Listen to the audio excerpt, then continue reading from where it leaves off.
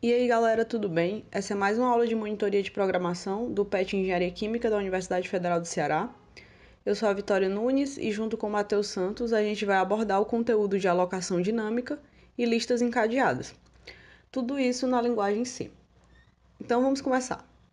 Nessa aula a gente vai aprender um pouco sobre a alocação dinâmica, como reconhecer as funções para alocar os dados dinamicamente e como utilizá-las em C, certo? Então vamos lá. O que seria a alocação dinâmica? A alocação dinâmica, ela nada mais é do que criar arrays em tempo de execução. Ou seja, a gente vai alocar novos espaços na memória conforme o programa está sendo executado. Mas vocês devem estar se perguntando, Vitória, para que isso serve? Bom, isso vai evitar o desperdício de memória, já que a gente vai utilizar a alocação dinâmica quando a gente não sabe o quanto de memória a gente vai precisar.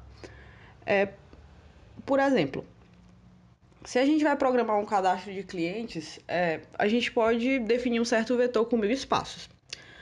Porém, se a quantidade de clientes ultrapassar esse valor, o programa não ia ser mais útil.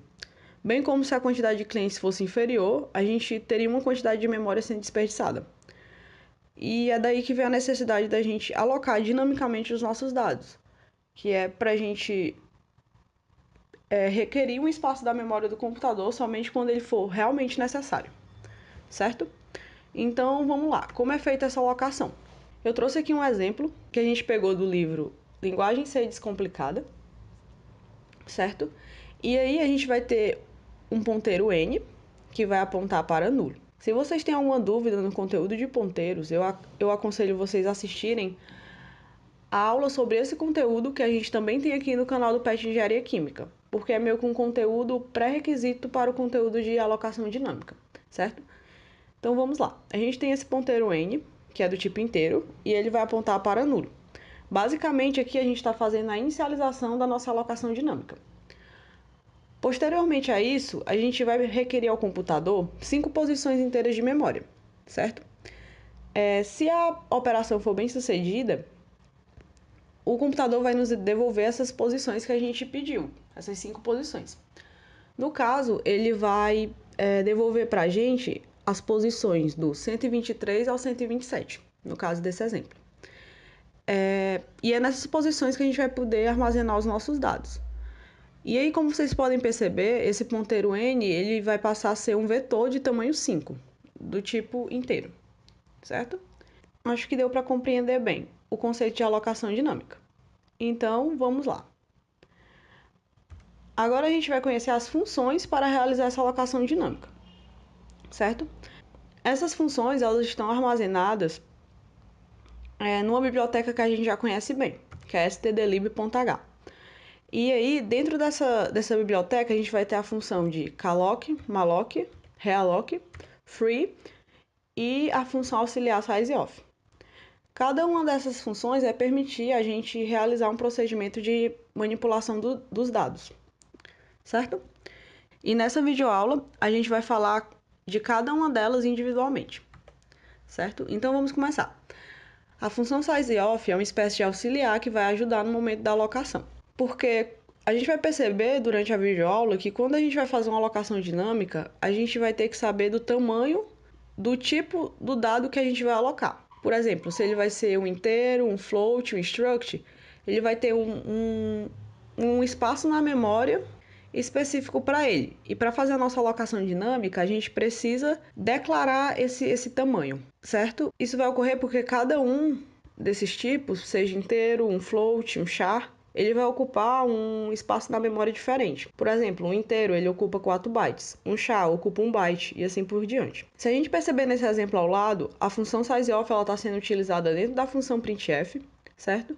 E ela está sendo usada para dimensionar o tamanho de diferentes tipos de variáveis, como char, short, int, long e por aí vai.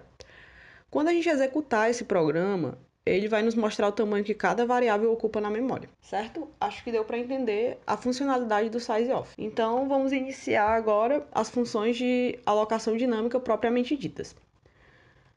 Primeiramente, a gente vai falar sobre a função malloc. A função malloc ela vai servir para alocar memória durante a execução do programa. É essa função que vai fazer o pedido de memória ao computador. certo? E se essa memória realmente for concedida, né, ela vai retornar um ponteiro com o endereço do início de espaço de memória alocado, né, que é o primeiro ponteirozinho que a gente vai poder utilizar para alocar a nossa memória. Então ela vai receber somente um parâmetro de entrada. Esse parâmetro de entrada, ele é o tamanho do espaço de memória a ser alocado. Esse parâmetro de entrada, ele recebe o auxílio do sizeof, certo? Se a função malloc retornar o nulo, é porque a operação não foi bem sucedida.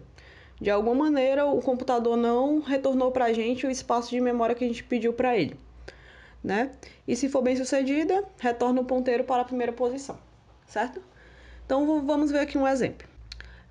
Como vocês podem ver, a gente está aqui utilizando a função malloc para alocar um espaço de 5 inteiros, né? Como vocês podem perceber, a gente está utilizando o sizeof dentro da função malloc e levando em conta o tamanho do tipo de dado que a gente vai alocar, que é o sizeof dos inteiros, né? Essa alocação dinâmica ela vai gerar um array com 5 espaços. Normalmente a função malloc ela é de um tipo genérico void. Aí para a gente converter ela para o tipo que a gente está querendo, a gente pode utilizar esse asterisco, né, anterior à função, e especificar o tipo que a gente quer. Isso é uma espécie de conversão. E aí é muito importante, quando a gente estiver alocando nossos dados dinamicamente, a gente fazer o teste para o nulo, porque a gente tem que garantir que os nossos dados realmente foram inseridos. E se retornar nulo é porque ocorreu algum erro. Como eu já tinha falado anteriormente, né, na hora que a gente vai fazer a alocação dinâmica, a gente sempre deve levar em conta o tamanho do dado alocado. Por exemplo, porque alocar 500 bytes de memória vai corresponder a um número diferente de elementos, dependendo do tipo de elemento, certo? Então é por isso que a gente utiliza a função auxiliar sizeof dentro da função malloc. Continuando nossa aula, a gente vai falar agora sobre a função calloc. A função calloc ela vai possuir o mesmo propósito da função malloc. A diferença é que com o calloc a gente vai passar os valores da quantidade de elementos e o tipo de dados alocados como parâmetros diferentes. Ou seja, a função calloc vai receber 2 parâmetros de entradas diferentes, sendo que a função malloc recebe só um. Então a gente pode ver aqui um exemplo da diferençazinha da função malloc e calloc. Como vocês podem observar no protótipo das nossas funções aqui, a função malloc ela vai multiplicar o total de elementos pelo tamanho do tipo daquele elemento. Já no calloc, eles vão ser colocados em 2 parâmetros distintos, como vocês podem ver, separados por uma vírgula. Mas eles vão estar fazendo a mesma coisa, que é formar um array com 5 espaços, certo? Então, essas duas funções elas são bem semelhantes, se diferenciando nesse ponto, ok? Então, vamos lá. Continuando nossa aula, a gente vai falar sobre a função realloc. A função realloc, como o próprio nome já diz, tem a função de fazer a realocação dos dados que a gente já alocou. Ou seja, esses blocos de memória que já tinham sido alocados pelas funções malloc, calloc ou até mesmo por outra função realloc, eles podem ser realocados para outro espaço de memória. Essa função vai receber 2 parâmetros de entradas, que é o ponteiro para um bloco de memória previamente alocado e o tamanho do espaço que a gente quer alocar, né, que é o novo tamanho que a gente quer alocar. E aí ela vai retornar o ponteiro para a primeira posição do array alocado, ou null caso dê erro. Aí nesse exemplo vocês conseguem perceber que a função realloc serve para modificar o tamanho de memória, que foi anteriormente alocado. Porque às vezes a gente vai perceber que a gente precisa ou de um tamanho menor, ou de um espaço de memória menor ou maior. Então a gente pode utilizar essa função realloc para poder fazer essa modificação de espaço, né? Como a gente pode perceber nesse exemplo, a gente aloca 5 espaços da memória do tipo inteiro e a gente utiliza o realloc para diminuir essa quantidade de espaços, né? A gente pede somente para utilizar 3 espaços da memória, certo? Então, basicamente é isso. Basicamente é para isso que a função realloc serve, para fazer essa modificação do espaço de memória, seja ele menor ou maior, certo? E agora a gente vai ver a nossa última função para alocação dinâmica, que é a função free. A função free ela é simplesmente o nosso delete de memória alocada, porque as variáveis que são alocadas dinamicamente, elas não são liberadas pelo programa de forma automática, como as nossas variáveis simples que a gente aprende no início da cadeira de programação, né? Então, a gente utiliza o free para liberar a memória alocada com as funções mostradas anteriormente. Então, se a gente utilizou o malloc, o calloc ou o realloc para alocar um certo espaço de memória, né, e a gente atribuiu esse espaço de memória a uma variável, a um ponteiro, a gente pode depois liberar esse espaço de memória, né? E o que é muito importante ser feito, porque para exatamente evitar o desperdício de memória e que ela seja utilizada de uma maneira que não seja tão interessante para o computador.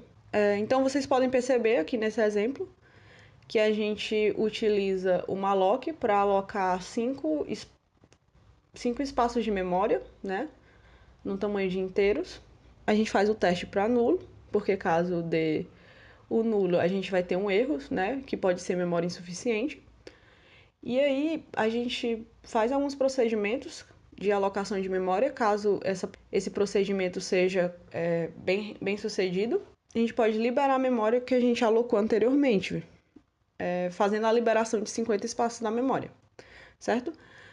Como vocês podem perceber, a função free ela recebe apenas um parâmetro de entrada. Esse parâmetro de entrada é exatamente o ponteiro para o início do bloco de memória alocado, ou seja, é o ponteiro que a gente atribuiu à função de alocação dinâmica, certo?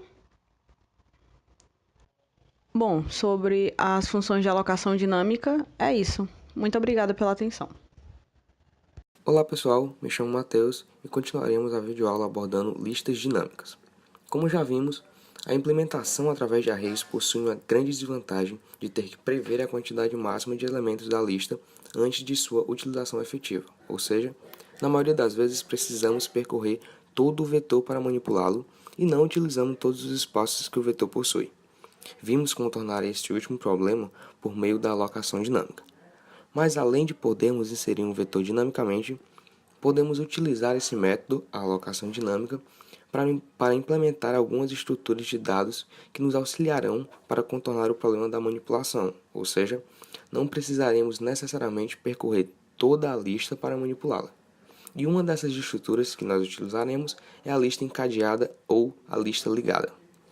Os elementos nós ou celos da lista são registros com um dos componentes destinados a guardar o endereço do seu sucessor e ou do seu antecessor. Assim, uma lista pode ter várias formas. Ela pode ser simplesmente ligada ou duplamente encadeada, pode ser ordenada ou não, e pode ser circular ou não. Se uma lista é simplesmente encadeada, omitimos um ponteiro anterior em cada elemento. Em uma lista circular, o ponteiro anterior do início da lista aponta para o fim, e o ponteiro próximo do fim da lista aponta para o início.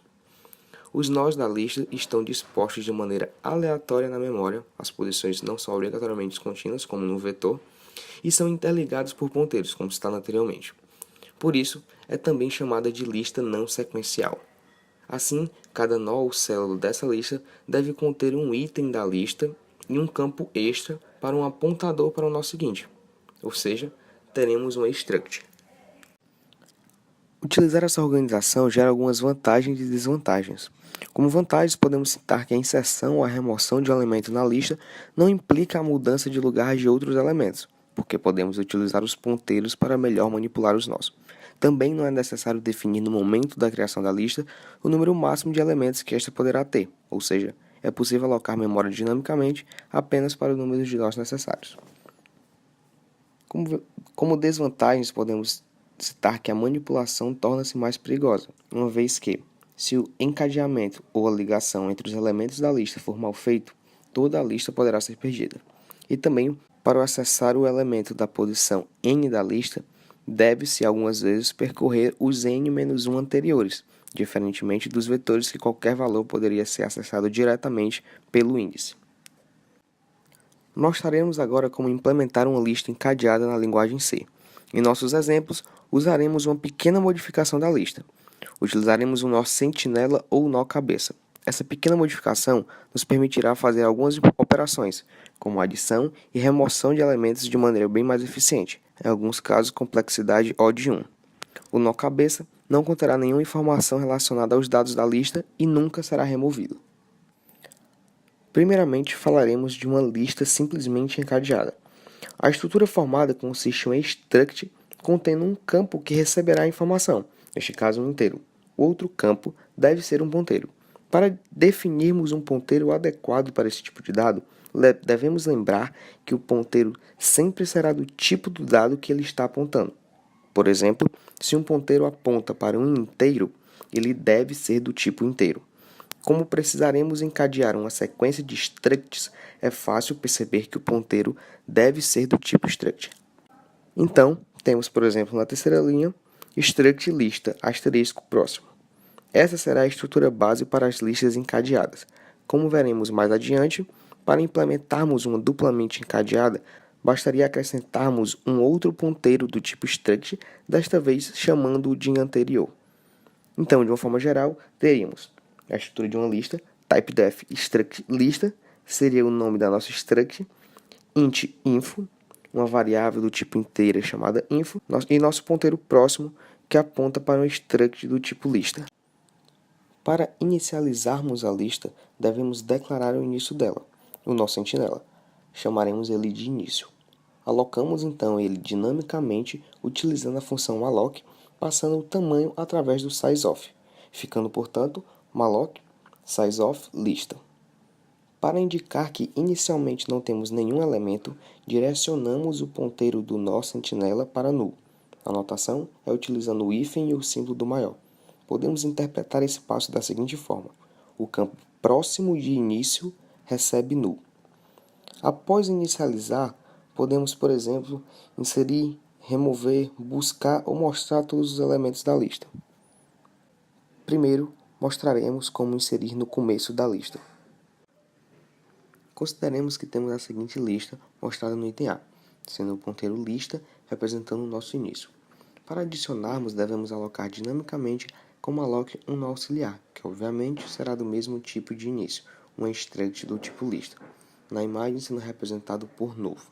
Então temos a declaração de lista de aux, sendo lista asterisco aux, e aux sendo alocado dinamicamente utilizando malloc e sizeof vistos anteriormente. Pedimos para o usuário digitar um valor e o guardamos no campo de aux que armazena valores inteiros, ou seja, aug hífen maior info. Agora, para observarmos mais claramente o passo a passo que devemos fazer, observemos o item C e D.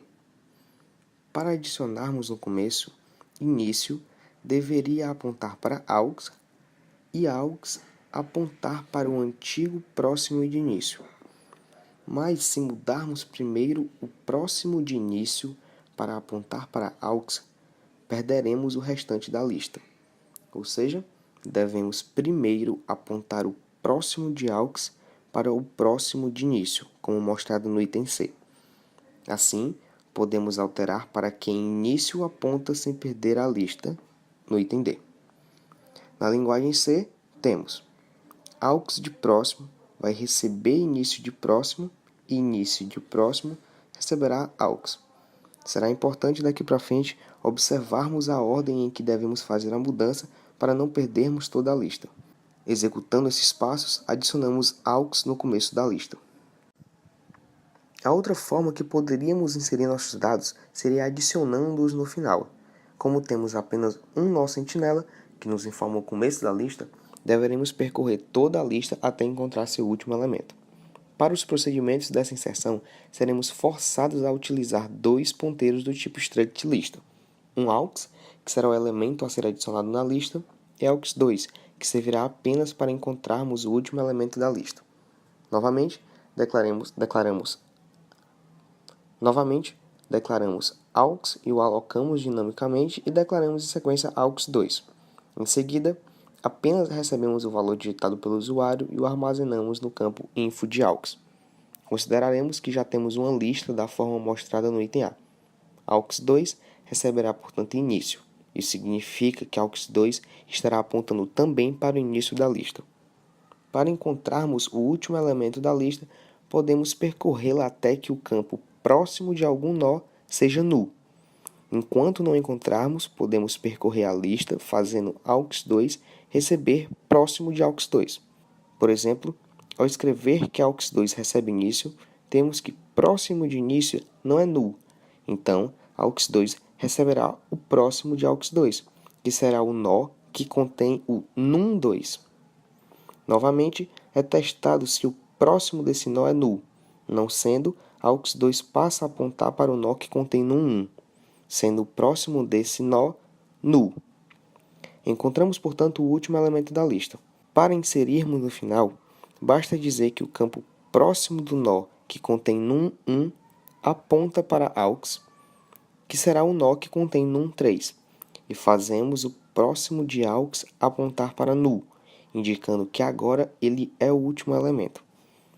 Temos então AUX2, que seria o ponteiro que está apontando para o último elemento, nesse caso o nó que contém num1, próximo de AUX2 recebe AUX, e próximo de AUX recebe null.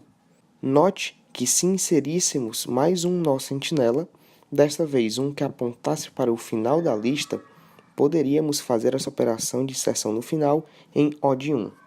A próxima operação mostrada será a remoção. Assim como a inserção, podemos remover facilmente, tanto no começo como no final.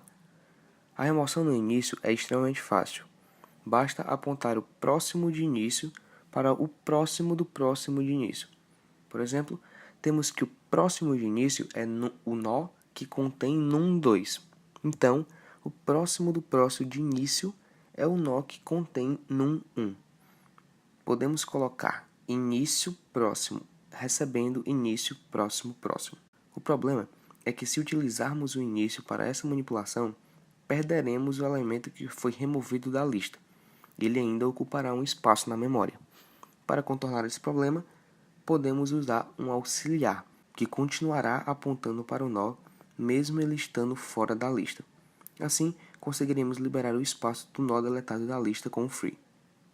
Observe também que no código, esse último passo não está presente. Isso nos indica que esse código elimina apenas o elemento da lista, não é eliminando completamente, ou seja, o nó ainda continuará ocupando um espaço na memória. Já para removermos do final, precisaremos percorrer a lista, assim como a inserção no final da lista. Novamente é importante mencionar, se usássemos um nó sentinela que apontasse para o final da lista, não precisaríamos percorrê-la e poderíamos executar em complexidade O de 1. Para a remoção, não percorremos até o campo próximo de algum nó ser null, mas sim o próximo do próximo. Aqui no exemplo, podemos observar que AUX de próximo é null, pois AUX inicialmente recebe próximo de início. Assim, podemos apontar o ponteiro próximo de AUX para null e removemos o último elemento da lista. Neste caso, percebe-se que, assim como no caso anterior, não removemos completamente o último elemento, apenas o tiramos da lista.